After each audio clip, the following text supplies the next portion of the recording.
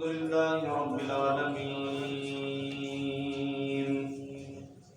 والعاقبة للمتقين والصلاة والسلام على رسوله النبي الكريم أما بعد فأعوذ بالله السميع العليم من الشيطان الرجيم بسم الله الرحمن الرحيم قال الله تبارك وتعالى في الكلام المجيد كما أرسلنا فيكم رسولا منكم يتلو عليكم آياتنا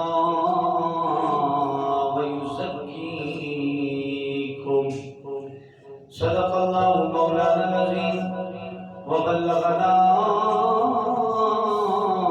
رسوله النبي الكريم الأمين ونحن على ذلك لمن الشاهدين والشاكرين إن الله وملائكته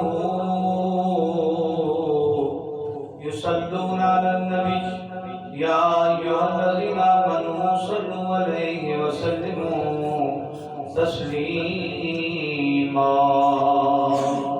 فهي الصلاة والسلام عليك يا سيدي يا رسول الله وعلى آلك وصحبك يا سيدي يا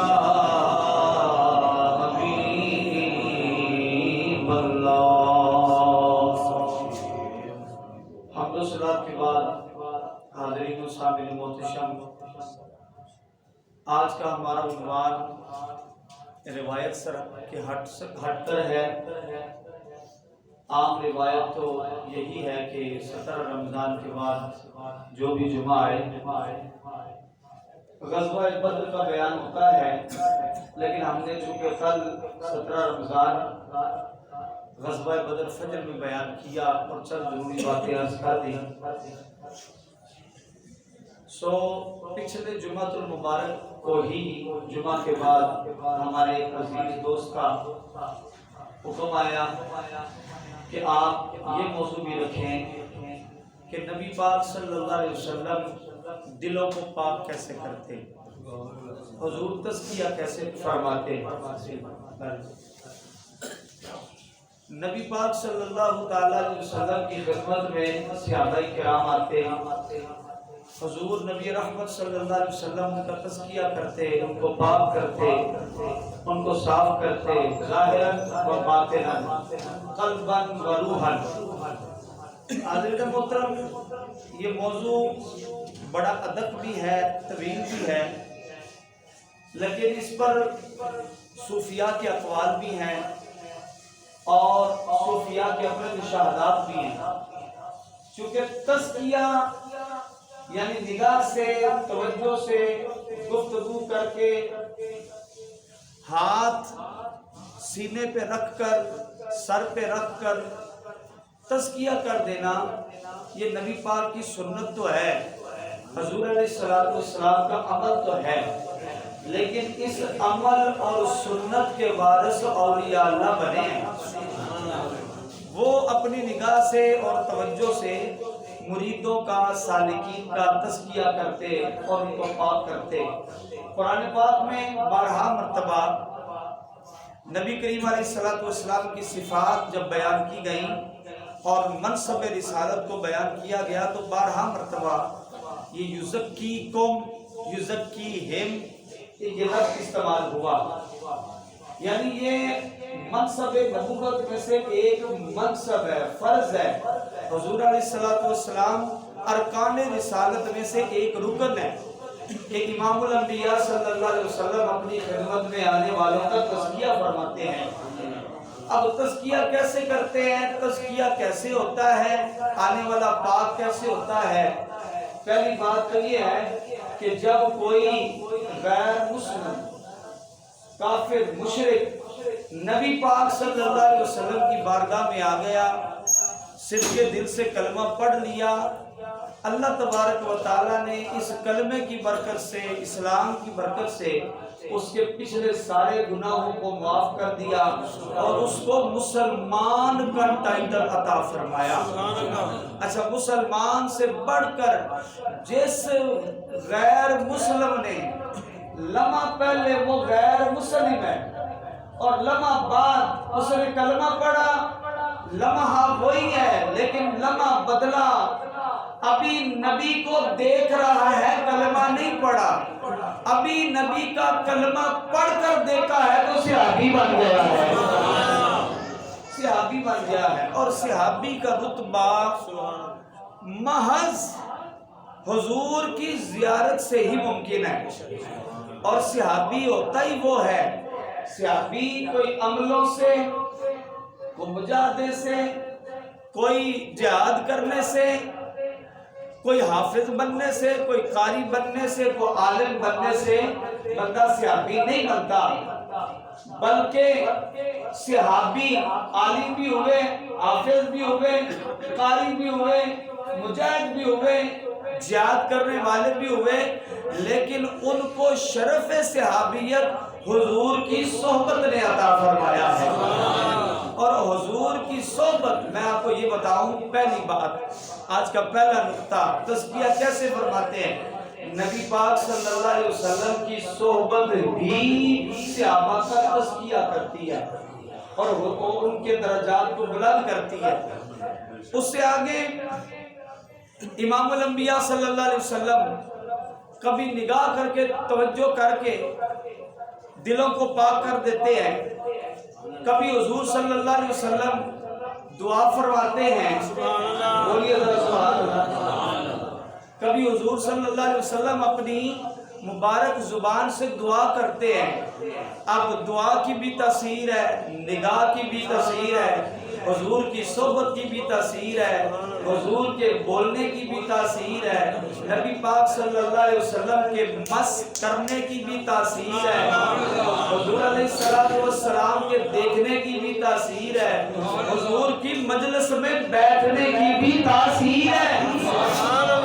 گویا یہ سب حضور کے معجزات بھی ہیں۔ دیکھیے نا ذرا، کوئی ایسا ممکن نہیں ہے کہ بندہ کسی کے پاس بیٹھے ایسے چند لمحوں کے لیے اس کا باطن روشن ہو جائے۔ پہلے آیا تھا تو وہ اندھیروں میں تھا، اب چند لمحے حضور کی خدمت میں بیٹھا ہے تو روشنیوں سے منور ہو گیا ہے۔ تو یہ حضور کی صحبت کا فیض ہے، یہ حضور کے نیڑے بیٹھنے کا فیض ہے، یہ حضور کی زیارت کا فیض ہے۔ اچھا، یہاں پر نا میں ایک اور عرض کرتا چلوں کہ یہ جو تزکیہ کا فیض حضور نبی رحمت صلی اللہ علیہ وسلم جیسے اپنے غلاموں کو، صحابہ کرام کو اور آنے والوں کو عطا کیا کرتے تھے نا، یقین جانو آج بھی امت کو یہ فیض عطا فرماتے ہیں، یہ فیض عطا فرماتے ہیں، کیونکہ امت کا حضور سے اور حضور صلی اللہ علیہ وسلم کا امت سے تعلق ہے، اور آج بھی ہے۔ کیسے ہے؟ پڑھو نا کلمہ لا الہ الا اللہ محمد رسول اللہ، اللہ کے سوا کوئی معبود نہیں ہے اور محمد اللہ کے رسول، بولو بولو بولو، محمد اللہ کے رسول ہیں، تھے نہیں ہیں۔ جب رسول ہیں تو رسول کی رحمت بھی ہے، رسول کا کرم بھی ہے، رسول کا فیض بھی ہے، رسول کی نگاہ بھی ہے اور رسول کی باطنی مہربانی بھی ہے۔ لہذا یہ الگ سبجیکٹ ہے، ہم اس طرف نہیں جا رہے، میں اپنے مضمون پر رہتا ہوں۔ سب سے پہلے کبھی حضور دعا فرماتے ہیں، اور دعا کرنے کے لیے تو اللہ نے خود اپنے محبوب کو حکم دیا ہے۔ سورہ توبہ ہے، سورہ توبہ، اللہ پاک نے فرمایا وَصَلِّ عَلَيْهِمْ، سوڑا ان کے لیے دعا کیا کرو، ان کے لیے دعا کیا کرو، وَصَلِّ عَلَيْهِمْ، کیا ہوگا؟ اِنَّ صَلَاتَكَ سَكَنٌ لَهُمْ، محبوبہ دعا تو کرے گا، سکینت اسی نازل فرماؤں گا۔ یعنی محبوب آپ کی دعا سے ان کے قلب میں سکینت، طمانینت، سکون، رحمت، برکت ان کے دل میں اترے گی۔ تو یہ بھی ایک تزکیہ کا طریقہ ہے۔ اب تزکیہ کے درجات بھی ہیں، صرف یہ نہیں ہے۔ پہلی بات تو یہ ہے کہ حضور صلی اللہ علیہ وسلم کفر کی آلودگیوں سے پاک کرتے ہیں۔ نبی پاک صلی اللہ علیہ وسلم گناہوں کی آلودگیوں سے پاک کرتے ہیں۔ تزکیہ کا معنی پاک کرنا، بس یہاں پر آتے ہیں۔ اور نبی پاک صلی اللہ علیہ وسلم برائیوں اور بدعمالیوں سے جو دل سیاہ ہو چکے ہیں نا، نگاہ کر کے، توجہ کر کے ان کو بھی پاک کرتے ہیں، صاف کرتے ہیں۔ لیکن میرے آقا صلی اللہ علیہ وسلم دعا کر کے تزکیہ بھی کرتے ہیں، رحمت بھی عطا کرتے ہیں، سکون قلب کا باعث بھی بنتے ہیں۔ اچھا، پچھلے جمعے آپ نے جو حدیث مبارکہ سنی مسند احمد بن حنبل سے، وہ جو نوجوان آیا، سارا واقعہ سنا آپ نے، وہ نوجوان آیا، اس نے اجازت مانگی، نبی پاک صلی اللہ علیہ وسلم نے اس سے کچھ باتیں کی، حضور نے پیار بھری، محبت بھری باتیں فرمائی، اور آگے نا دعا بھی ہے، وصلی علیہم، اللہ فرماتا ہے سونے تو دعا کر، ان صلاتک سکن لہم، کیونکہ آپ کی دعا ان کے لیے تسکین کا باعث ہے۔ اب یہ دعا کی پہلی برکت، بولو ذرا سبحان اللہ، پہلی برکت اس نوجوان کو حاصل ہوئی۔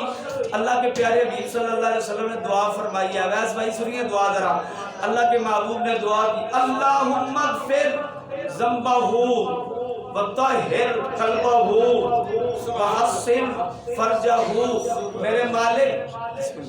میرے مالک اس کے گناہ معاف کر دے، وطہر قلبہ اس کے دل کو پاک کر دے، وحسن فرجہ اور اس کی شرمگاہ کی حفاظت کر دے۔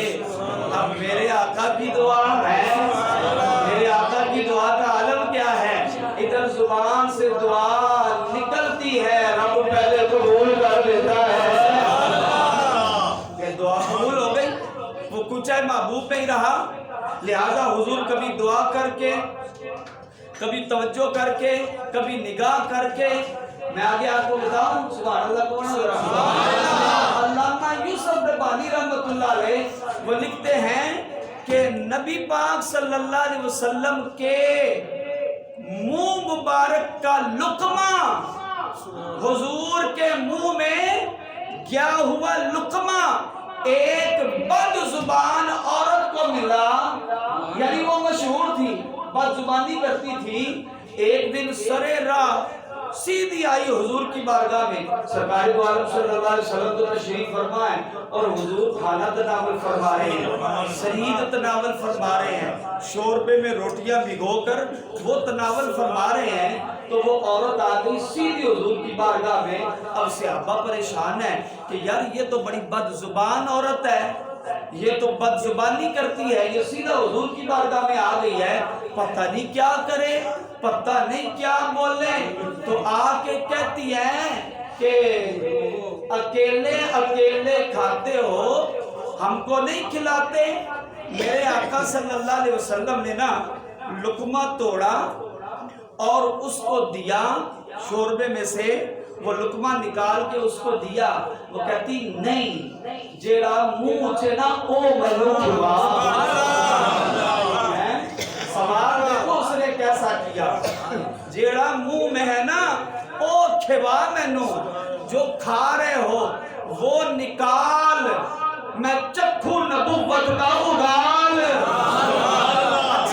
نبی پاک صلی اللہ علیہ وسلم آئے، رحمت کا دریا جوش پر ہے۔ اللہ اکبر۔ حضور علیہ السلام جس کو جھڑکا نہیں ہے کہ تجھے مجلس کے آداب کا نہیں پتا، بات کرنے کا نہیں پتا، اگر اس کا سوال ہے تو ادھر جلوائے رب ذوالجلال ہے، جلوائے رب ذوالجلال ہے۔ نبی پاک صلی اللہ علیہ وسلم فرمایا اچھا ٹھیک ہے۔ حضور نے اپنے منہ سے وہ نوالا نکالا اور اس عورت کو دیا۔ اس عورت نے جبھی جو ہی اپنے منہ میں نوالا ڈالا، رب نے رحمت کا می برسایا، وہ عورت ہمیشہ کے لیے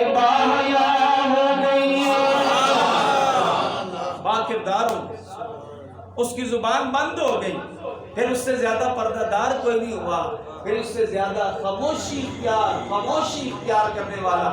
پتہ چلا کہ حضور کا، چونکہ اب دیکھیے نا وہ جو لقمہ ہے اس میں حضور کا لعاب شامل ہے، آپ حقیقت تک پہنچے ہیں، اس میں حضور کا لعاب شامل ہے۔ پتہ چلا کہ حضور علیہ السلام، میں بڑی توجہ، کہ آپ کی توجہ چاہوں گا، بڑی توجہ چاہوں گا کہ نہ صرف کہ حضور علیہ السلام کا لعاب دہن کڑوے کنویں میں، کھول دے پتر کی ہو گیا، سردی آ رہی ہے، کھول دے نو، نہ صرف یہ کہ میرے آقا صلی اللہ علیہ وسلم کا لعاب دہن کڑوے کنویں میٹھے کرتا ہے، ٹوٹی ہڈیوں کو جوڑتا ہے، نکلی آنکھوں کو نکالتا ہے، کرم فرماتا ہے، بلکہ میرے آقا کا لعاب دہن تزکیہ بھی فرماتا ہے، بتانا یہ چاہتا ہے، تزکیہ بھی فرماتا ہے۔ لہٰذا وہ اس عورت کا تزکیہ ہو گیا، پاک ہو گئی، اس کی زبان پاک ہو گئی۔ اچھا، ایک دعا ہے جو سنن ابن ماجہ میں ہے، 3837 نمبر ہے حدیث کا۔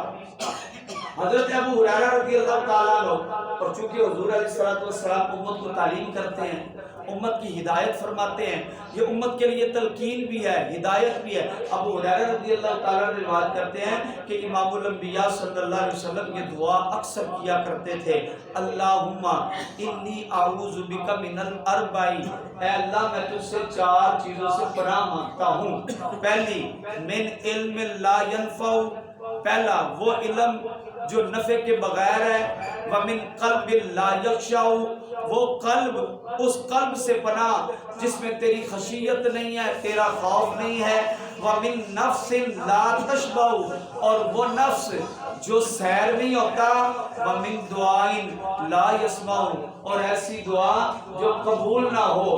میرے آقا دی جو دعاواں ساریاں ہی قبول ہو گیا ہے نا، میرے آقا دی جو دعاواں ساریاں ہی قبول ہو گیا ہے نا، یہ دعا بھی قبول ہے، امت کے لیے قبول ہے، امت کے لیے قبول ہے۔ لہذا یہ دعا کرنی چاہیے کہ مولا ہمیں خشوع والا دل عطا کر، علم نفع والا عطا کر، اور نفس ایسا ہو جو سیر ہو جائے، اور مولا دعا کریں تو اپنے محبوب کی دعاؤں کا صدقہ ہماری دعا کو قبول کر لیا کر۔ اچھا، یہ تو دعا ہے جو نبی پاک صلی اللہ علیہ وسلم نے سکھائی، بتائی، اور آپ لوگوں کو اس کی تعلیم بھی عطا فرماتے ہیں۔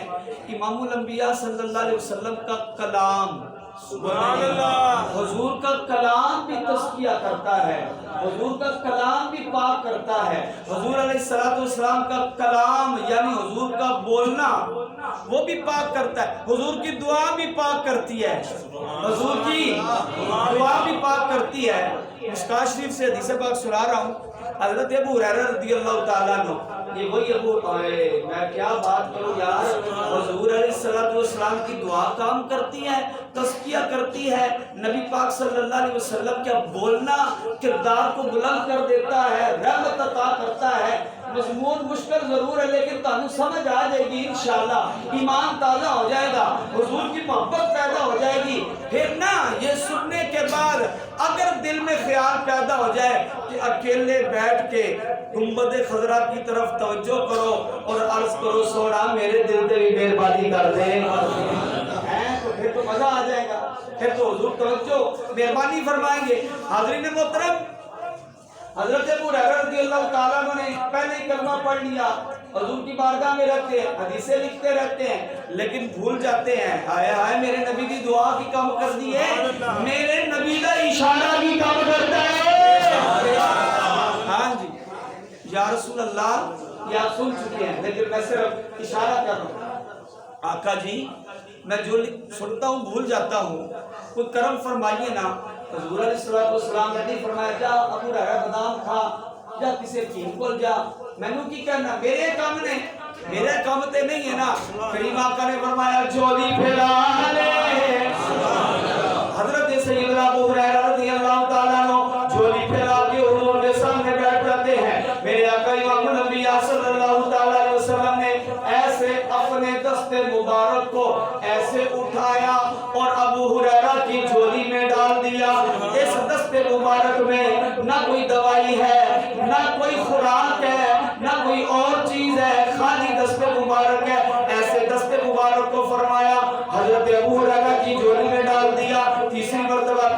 کیا, ابو ہریرہ کی جھولی میں ڈال دیا. حضور نے فرمایا انہوں سمیٹ لے. سینے نال لالے حضرت ابو ہریرہ کہندے نے قسم پیدا کرن والے دی جس دن دا میرے نبی نے میرے تے کرم فرمایا ہے, جو سندا جانا یاد ہوندا جانا. میں پوچھنا یہ چاہتا ہوں, یہ میرے نبی نے ایسے کر کے کیا عطا فرمایا, پھر ایسے کر کے کیا عطا فرمایا. یہ میرے نبی کا فیض ہے, یہ توجہ ہے, یہ کرم ہے جو ابو ہریرہ کو عطا فرمایا. تو میں عرض کر رہا ہوں حضور کا تو اشارہ بھی کام کرتا ہے. اچھا, تو حضور کی دعا حضرت ابو ہریرہ رضی اللہ تعالیٰ عنہ بارگاہ رسالت مآب صلی اللہ علیہ وسلم میں حاضر ہوتے ہیں اور عرض کرتے ہیں یا رسول اللہ صلی اللہ علیہ وسلم بڑا میں سمجھایا مان ہوں پر کلمہ نہیں پڑھتی جلد. انہوں گلہ عجیب عجیب کر دیئے, کئی گلہ پنجابی سے کرنی ہے پہلی ہے, گلہ بڑی عجیب کرنے لگ پئی ہے. تے سونا میں ڈر لگتا ہے کدھر وہ تواڈے بارے کوئی گل نہ کر دے, میرے کو برداشت نہیں ہونا. ہے تا ماں پر کی کرا, ایک پاسے ماں ہے ایک پاسے محمد مصطفیٰ ہے جی. آقا جی کرم فرمائیے نا, اب تو مہربانی فرمائیے. میرے آقا امام الانبیاء صلی اللہ تعالی علیہ وسلم نے دعا کے لیے ہاتھ اٹھا دیے. میرے آقا نے دعا کر دی وصلی علیہم سبحان اللہ صلاتک سکن لہم. سونے دعا کر, تیری دعا ان کے لیے طمانینت قلب ہے, سکون ہے, رحمت ہے, ایمان ہے. ایمان ہے. حضور علیہ السلام نے دعا کے لیے ہاتھ اٹھائے, فرمایا ابو ہریرہ جلدی دوڑ کے گھر جا, پتہ چلے پہلے تو جاتا ہے کہ محمد کی دعا جاتی ہے.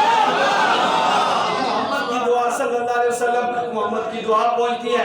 چنانچہ تیزی کے ساتھ حضرت ابو ہریرہ رضی اللہ تعالیٰ عنہ اپنے گھر میں آتے ہیں, دروازے پہ دستک دیتے ہیں, کان لگا کے سنتے ہیں, پانی کے چھینٹوں کی آواز آ رہی ہے, پانی کے چھینٹوں کی آواز آ رہی ہے.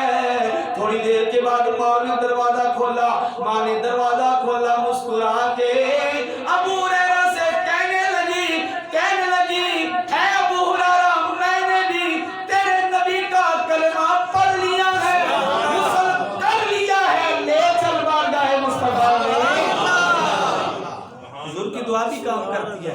نبی پاک صلی اللہ علیہ وسلم اپنا کلام عطا کرتے ہیں, اس سے تزکیہ بھی ہوتا ہے, درجات بھی بلند ہوتے ہیں, استقامت بھی ملتی ہے. ایک اور واقعہ یاد آ گیا اسی ضمن میں, حضور کا بولنا, حضور کا بولنا یہ بھی معجزہ ہے, لیکن حضور کا بولنا تزکیہ بھی کرتا ہے, حضور کا پڑھنا تزکیہ بھی کرتا ہے, حضور کا بولنا ایمان بھی عطا کرتا ہے. میں اپنی طرف سے نہیں کہہ رہا, میں حدیث سنانے لگا ہوں, مسلم شریف میں ہے, مشکات شریف میں ہے. مکے والے نے نا ایک دم کرن والا بھی ہوندے نا بڑے ہیں, او دم کرن والا بڑے دم کردا سی, او بڑے دم جن کڈدا سی. مکے والے نے نا مت ماری گئی, وہ کہنے لگے ماشاءاللہ صاحب آپ کی مسکراہٹ میں قربان جائیں, اے دم کرن والا, او دم کرن والے نے بلایا, انہاں آکھیا ساڈے بھتیجے نوں پتہ نہیں کی ہو گیا, آ کے دم کر اے ٹھیک ہو جائے.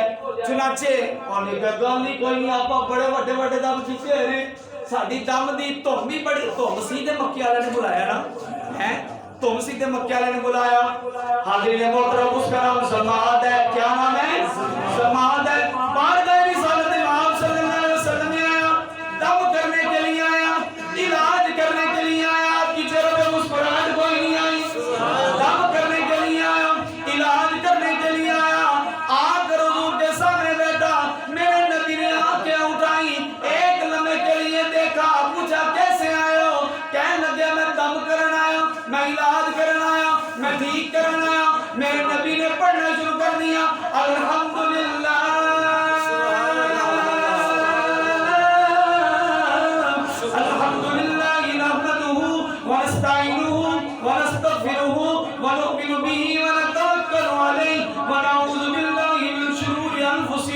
ومن سیئات اعمالنا.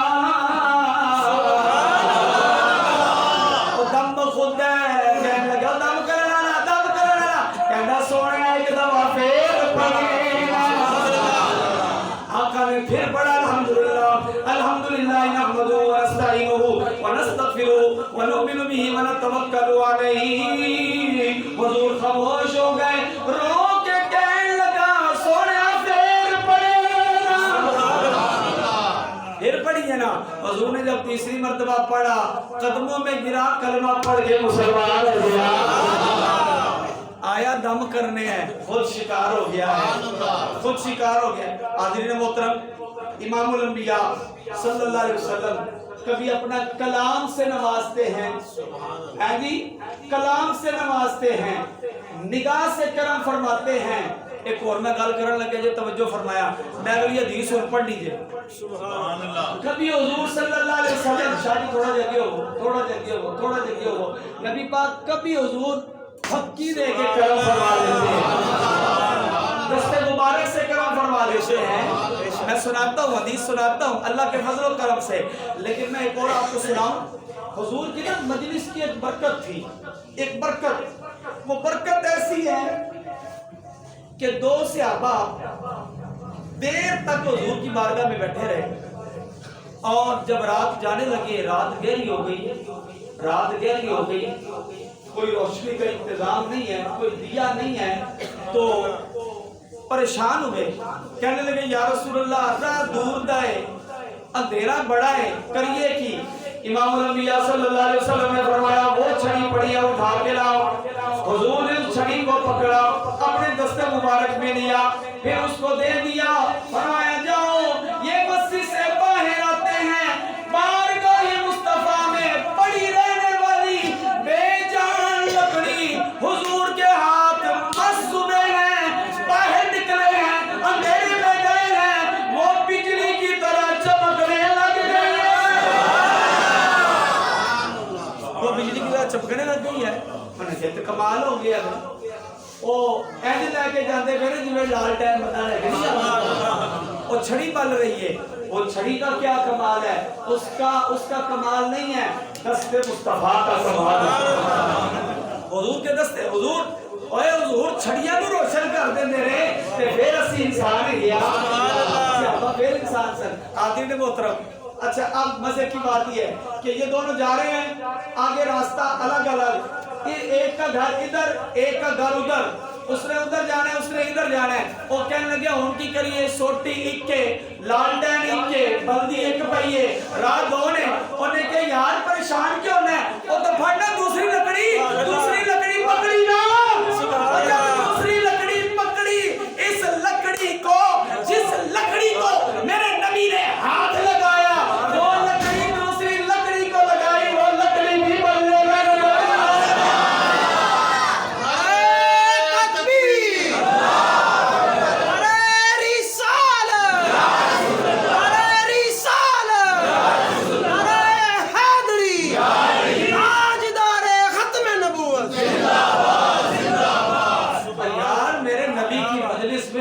پڑی رہے, وہ فیض دینے لگتی ہے, وہ فیض دے رہی ہے. حاضرین محترم, حضور علیہ السلام کی نا مجلس کی ایک برکت ہے کہ صحابہ کرام حضور کی مجلس میں بیٹھے رہتے ہیں بغیر محنت, بغیر مجاہدہ کیے. یہ بڑی توجہ طلب بات ہے علمی, ہے صوفیانہ, لیکن میں آپ کو سمجھاؤں گا انشاءاللہ. میں نے اٹھایا تھا جیسے یار سمجھا گے انشاءاللہ. اچھا, مجاہدے کے بغیر آج کوئی بندہ اپنا تزکیہ, تصفیہ اور روحانی مدارج اور روحانی سلوک طے کرنا چاہے, اس کو راتوں کو جاگنا پڑے گا, اللہ اللہ کرنی پڑے گی, بھوک سہنی پڑے گی, جنگلوں میں جانا پڑے گا, سب کچھ کرنا پڑے گا, محنت کرنی پڑے گی, مجاہدہ کرنا پڑے گا, تب جا کے روشنی ملے گی. لیکن میرے نبی کی صحبت کا کمال یہ ہے کہ جو میرے نبی کی بارگاہ میں آ گیا ہے بلا ریاضت و مجاہدہ صاحب مشاہدہ ہو جاتا ہے. بلا ریاضت و مجاہدہ صاحب مشاہدہ ہو جاتا ہے. حضرت حمزہ رضی اللہ تعالیٰ عنہ کریم آقا صلی اللہ علیہ وسلم کی بارگاہ میں بیٹھنے والے صحابی ہیں, بڑے پیارے ہیں. مسلم, صحیح مسلم کتاب التوبہ, نوٹ کر لیجئے کتاب التوبہ. حضرت حمزہ نوجوان صحابی ہیں, بڑی پریشانی کے عالم میں نا آئے اور راستے میں آ رہے تھے حضور کی بارگاہ میں شکایت لے کر، دل کی شکایت لے کر حضور کی بارگاہ میں آ رہے تھے، تو راستے میں نا سیدنا ابو بکر صدیق رضی اللہ تعالیٰ عنہ سے ملاقات ہو گئی۔ تو ملاقات جب ہوئی تو رونے لگے اور رو کر کہتے ہیں کہ جناب حنظلہ منافق ہو گیا ہے، حنظلہ منافق ہو گیا ہے۔ تو کہنے لگے آپ چونکہ بڑے ہیں، یہ نوجوان ہیں، بڑے پیار سے نا دھمکی دی اور فرمایا حنظلہ کیا ہو گیا تمہیں، کیا مسئلہ بن گیا؟ وہ کہنے لگے کہ جناب ابو بکر جب تک تو ہم حضور کی بارگاہ میں بیٹھے رہتے ہیں نا، جب تک حضور کی بارگاہ میں بیٹھے رہتے ہیں ایسا محسوس ہوتا ہے کہ جنت بھی دیکھ رہے ہیں دوزخ بھی دیکھ رہے ہیں۔ حضور کلام فرماتے ہیں جنت کا، ہمیں جنت نظر آنی شروع ہو جاتی ہے، حضور کلام کرتے ہیں دوزخ کے بارے میں، ہمیں دوزخ نظر آنی شروع ہو جاتی ہے۔ گویا محسوس ایسے ہوتا ہے، یعنی بارگاہ مصطفیٰ کا فیض یہ ہے۔ لیکن جب کام کاج میں جاتے ہیں، منڈی میں جاتے ہیں، خرید و فروخت کرتے ہیں، وہ کیفیت ختم ہو جاتی ہے، دل بجھ سا جاتا ہے، آسان لفظ دل بجھ سا جاتا ہے، تو مجھے لگتا ہے میں منافق ہو گیا ہوں۔ حضرت ابو بکر صدیق کہنے لگے حنظلہ ایک اللہ تیرے نال نہیں ہوتا ساڈے نال بھی ہوتا ہے، تیرے نال نہیں ہوتا ساڈے نال بھی ہوتا ہے۔ تو ان کا ہاتھ پکڑ کے نا وہ رو رہے ہیں، تسلی نہیں ہوئی۔ تسلی کی ادو ہونی نا جدو نبی نے لفظ کہنے رہے، جدو نبی نے پیار کرنا ہے، جدو نبی نے کرم نوازی فرمانی ہے۔ بارگاہ رسالت جب آپ صلی اللہ علیہ وسلم میں حاضر ہو جاتے ہیں اور عرض کرتے ہیں یا رسول اللہ علیہ السلام حنظلہ منافق ہو گیا، حنظلہ منافق ہو گیا۔ میرے آقا نے فرمایا کیا بات ہے؟ وہی سارا ماجرا عرض کرتے ہیں یا رسول اللہ جب تک آپ کی مجلس میں، آپ کی محفل میں، آپ کی صحبت میں بیٹھے رہتے ہیں یا رسول اللہ ہمارے دل کی کیفیت یہ ہوتی ہے کہ گویا جنت کو بھی دیکھ رہے ہیں، دوزخ کا مشاہدہ بھی کر رہے ہیں، لیکن جب آپ کی مجلس سے اٹھ کر چلے جاتے ہیں تو پھر ہمارے دل پریشان ہو جاتے ہیں، وہ کیفیت ختم ہو جاتی ہے۔ میرے آقا امام الانبیاء صلی اللہ تعالیٰ علیہ وسلم نے فرمایا والذی نفسی بیدہ ان تلو تدومون علی ما تکونون عندی وفی الذکر لصافحتکم الملائکۃ علی فرشکم وفی تربکم ولکن یا حنظلۃ ساعۃ و ساعۃ ثلاث مرات۔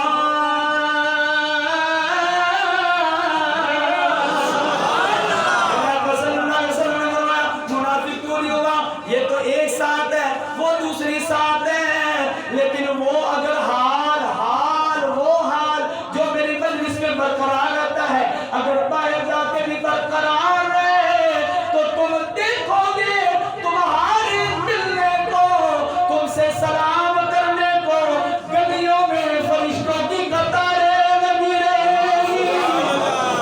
لیکن یہ ہو نہیں سکتا بارگاہ مصطفیٰ حضور نے فرمایا 3 مرتبہ وہ اور ساتھ ہے، وہ اور ساتھ ہے۔ کیا معنی؟ یہ ہماری صحبت کا فیض ہے۔ پھر باہر چلے جاتے ہو، یہ حضور کی صحبت کا فیض ہے کہ صحابہ کرام کو جنت اور دوزخ کے مشاہدے ہوتے ہیں۔ اور بھی بڑی حدیث ہے، لیکن میں آپ کو اپنے مضمون پہ عنوان پر رکھنا چاہتا ہوں۔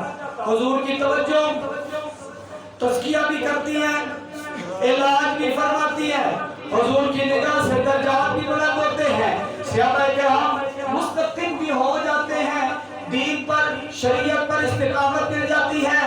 حضرات گرامی میں حدیث مبارکہ سنانے لگا ہوں، مسلم شریف کی حدیث نمبر ہے 1050۔ امام الانبیاء صلی اللہ علیہ وسلم کی خدمت میں طائف سے ایک قبیلے کے چند افراد آ گئے، بوڑھے بھی ہیں، جوان بھی ہیں، کم عمر بھی ہیں۔ انہوں نے آ کر حضور کی بارگاہ میں آ کر کلمہ پڑھا، مسلمان ہو گئے، آئے ہیں طائف سے۔ کہاں سے آئے ہیں؟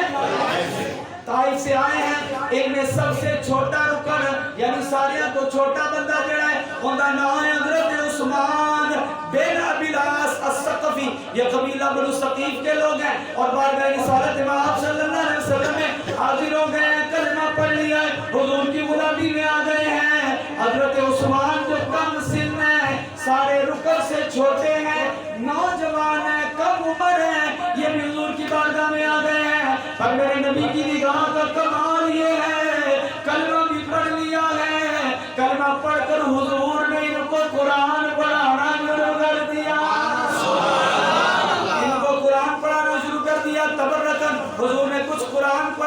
پھر جو قاری قرآن حضرت ابی بن کعب رضی اللہ تعالیٰ عنہ ان کے حوالے کر دیا، فرمایا اس کو قرآن سکھاؤ، اس کو قرآن پڑھاؤ، اس کو تیار کرو۔ قبیلہ غیرہ جن میں بچے بھی ہیں، بوڑھے بھی ہیں، جوان بھی ہیں اور ہنرمند بھی ہیں اور سیانے بیانے لوگ بھی ہیں، لیکن یہ چھوٹا ہے، سب سے چھوٹا ہے، 12 سالہ ہے اور یہ دن رات قرآن پڑھ رہا ہے، دین سیکھ رہا ہے۔ حضرت ابوبکر صدیق رضی اللہ تعالیٰ عنہ کی نگاہ اس پر پڑ گئی اور حضور علیہ السلام کی بارگاہ میں عرض کر دیا، یا رسول اللہ اس کو دین کا بڑا شوق ہے، علم حاصل کرنے کا بڑا شوق ہے، قرآن پڑھنے کا بڑا شوق ہے، ہمارے بچوں کو بھی قرآن پڑھنے کا شوق عطا فرمائے۔ آقا جی میں دیکھتا ہوں یہ دن رات قرآن پڑھ رہا ہے، شوق ہے اس کے اندر۔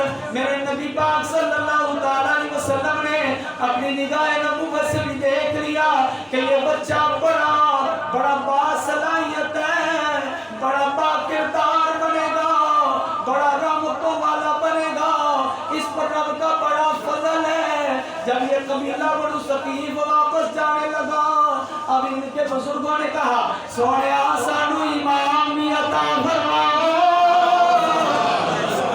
سانو امام بھی عطا فرماؤ، مولوی ایسے کہنے مولوی سانو مولوی بھی دے دیو، سانو امام بھی عطا کر دیو۔ میرے آقا امام الانبیاء نے سارے وفد کی طرف دیکھا جن میں بچے بھی ہیں، بوڑھے بھی ہیں، جوان بھی ہیں، ہنرمند بھی ہیں اور یہ سارے بڑے دانا بینا بھی ہیں، لیکن میرے آقا کی نگاہ با کمال نے حضرت عثمان کا انتخاب فرما دیا، انتخاب فرما لیا۔ حضور علیہ السلام نے فرمایا قال له قومک، اے عثمان جا اپنی قوم کی امامت کر، اپنی قوم کی امامت کر۔ اب میں سنانے لگا ہوں، ان کی عام بھی تھی حضور کی توجہ، حضور کی نگاہ، حضور کی تھپکی اور حضور کا فیض۔ عرض کرتے ہیں یا رسول اللہ علیہ السلام انی اجد فی نفسی شیئا، انی اجد فی نفسی شیئا، یا رسول اللہ آپ کا حکم سر آنکھوں پر ہے لیکن میرے دل میں کوئی بات آ جاتی ہے۔ شارحین حدیث نے جو آگے جملے لکھے ہیں وہ قابل غور ہیں، وہ قابل غور ہیں، وہ یہ ہے کہ ان میں شکایت کی تھی، یعنی کچھ دن رہے نا حضور کی بارگاہ میں تو عرض کرتے ہیں یا رسول اللہ میں نماز پڑھتا ہوں، قرآن پڑھتا ہوں، مجھے شیطان تنگ کرتا ہے، نماز میں میرا دل نہیں لگتا، نماز میں میرا دل نہیں لگتا، میرے خیالات ادھر ادھر ہو جاتے ہیں۔ اب حضور نے فرمایا امام بن جا، کی کیا امام بن جا۔ وہ کہنے ہیں میرے کو پڑھی نہیں پڑھی جاتی، امام جی میں پڑھا گا، سمجھائیے کہ نہیں آئی؟ عرض کرنے لگے یا رسول اللہ صلی اللہ علیہ وسلم میرے دل میں کوئی خیال آ جاتے ہیں۔ میرے آقا صلی اللہ علیہ وسلم نے فرمایا ادنو فجلسنی بین یدی عثمان میرے نیڑے آ، عثمان میرے قریب آ۔ جب حضرت عثمان بن ابی العاص رضی اللہ تعالیٰ عنہ الثقفی یہ حضور کے قریب آتے ہیں، مجلس صحابہ لگی ہے، صحابہ کرام بھی موجود ہیں، قبیلہ بنو ثقیف بھی موجود ہے اور حضرت عثمان کو حضور نے فرمایا ادنو اور میرے قریب آ۔ حضرت عثمان قریب آتے ہیں، حضور علیہ السلام نے ان کے سینے پہ ہاتھ مارا،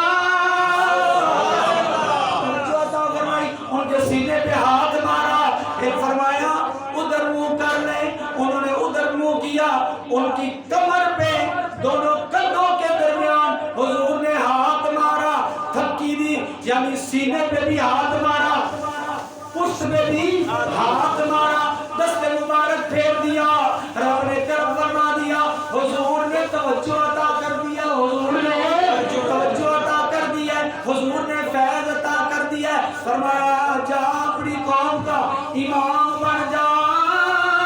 یہ پھر ایسا امام بنا ہے ساری زندگی امامتی کرتا رہا ہے، پھر ساری زندگی امامت کرتا رہا، پھر طائف کے عامل بھی بنے ہیں، طائف کے عامل بھی بنے ہیں۔ پھر میرے آقا صلی اللہ علیہ وسلم نے جو کہ جملے ارشاد فرمائے قال امہ قومک فمن امہ قوما فلیخفف فإن فیہم الکبیر لجبال نبی، کریم نبی، رحم فرمانے والا نبی، उम्मतियों का ख्याल फरमाने वाला नबी। फरमाया जब तुम में से कोई इमाम बन जाए तो फिर छोटी नमाज पढ़ाए, बहुतियां लंबियां लंबियां नमाज़ें ना पढ़ाए। क्यों? फीहिमुल कबीर, तुम्हारे पीछे बूढ़े भी हैं, वइन्न फीहिमुल मरीदा, कुछ मरीज भी है, वइन्न फीहिमुल दईफा, कोई कमजोर भी है, वइन्न फीहिम ज़ाल हाजती, कोई कम करने वाले भी ने। जब कोई इमाम बन जाए तो छोटी नमाज पढ़ाए, पिछलियां का ख्याल करया करे, जिदो कल्ला पढ़े जिन्नी मर्जी पढ़े, जिन्नी मर्जी पढ़े अपनी मर्जी। सुभान अल्लाह। ये करना, लेकिन जब इमाम बन जाए फिर कम करे, फिर तखफीफ करे। तो लिहाजा शारिर हदीस कहते हैं कि इस तवज्जो के बाद, इस मेहरबानी के बाद उनके दिल से वो खौफ जाता रहा कि कहते सर सोनिया मेरे को अपनी नहीं पढ़ी जाती, लोगों को किਵੇਂ पढ़ावांगा। फिर वो इमाम बन गए हैं। वो मेरी नबी की निगाह तज़किया भी करती है, रहमत भी करती है, पाक भी करती है, मुस्तक़िम भी करती है, मुस्तक़िम भी करती है, ईमान पर, शरीयत पर, हर चीज पर इस्तिकामत अता कर देती है।